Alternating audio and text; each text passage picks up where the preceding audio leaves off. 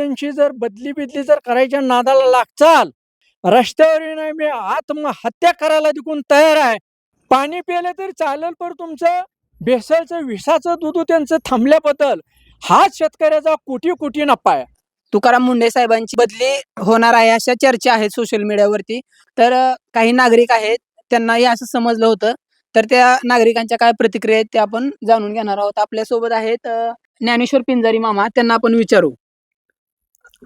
आपणाला तुकाराम मुंढे साहेब म्हणजे एक महाराष्ट्राचे तरुण तरफदार अधिकारी, असे अधिकारी महाराष्ट्राची शिस्त लावणार किंवा महाराष्ट्राचा मायबाप असणारा अशा अधिकाऱ्याची बदली होणे म्हणून प्रथम आमची पहिल्यांदा हात जोडून विनंती आहे. कुठे बी आयुक्ताला किंवा बदली करणाऱ्या अधिकाऱ्याला आमची हात जोडून विनंती आहे की अशा व्यक्तीची बदली होऊ नये.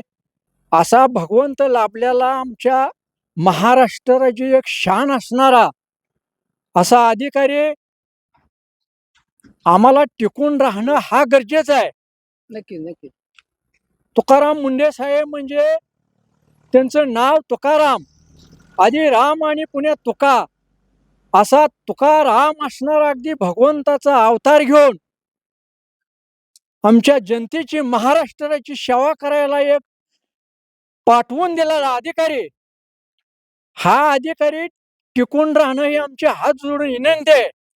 आणि जर समजा तुम्ही त्यांची जर बदली बिदली जर करायच्या नादाला लागचाल, तर आम्ही वर्धवयाची जाणती माणसं पूर्ण विचार करून रस्त्यावर नाही मी आत्महत्या करायला देखून तयार आहे. एवढंच बोलतो. आणि आमची शेंडगेवाडी गावाच्या वतीनं किंवा आमच्या सगळ्या मायबापाच्या वतीनं एक पुन्हा एकदा अजून हात जोडून विनंती आहे की तुकाराम मुंढे साहेब आमचे महाराष्ट्राची शान,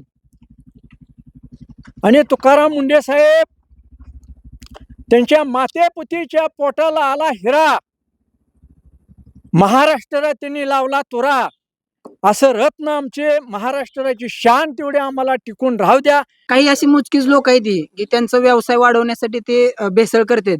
त्यांना मोठं होण्यासाठी जर तुम्ही करोडो जनतेचं जर नुकसान करत असला तर ह्याच्याकडे तुम्ही कसं बघताय? ह्याच्याविषयी काय वाटतंय तुम्हाला? मला असं वाटतं या की एक 10 भेसळवाले असले, 10 जणांची एक 15 मुलं समजा, मग 15 बाळांचं जर तुम्ही चांगलं करायसाठी महाराष्ट्रातल्या करोड मुलाची जर नुकसान होत असेल तर ही फार चुकीच्या गोष्टी आहेत त्या.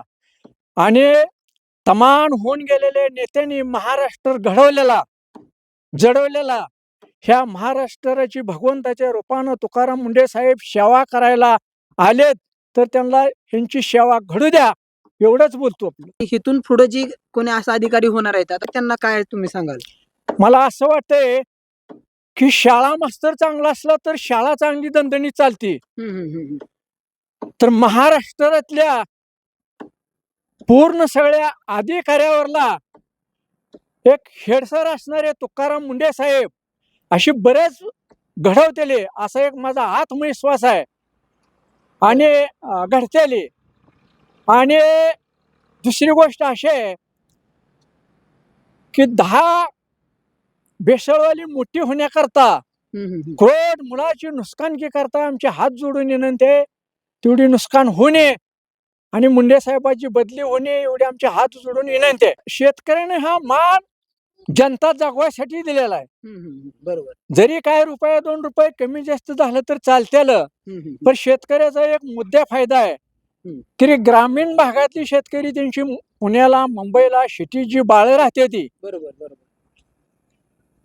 पाणी प्यायलं तरी चालेल, पण तुमचं भेसळचं विषाचं दूध त्यांचं थांबल्याबद्दल हाच शेतकऱ्याचा कोटी कोटी नफा आहे.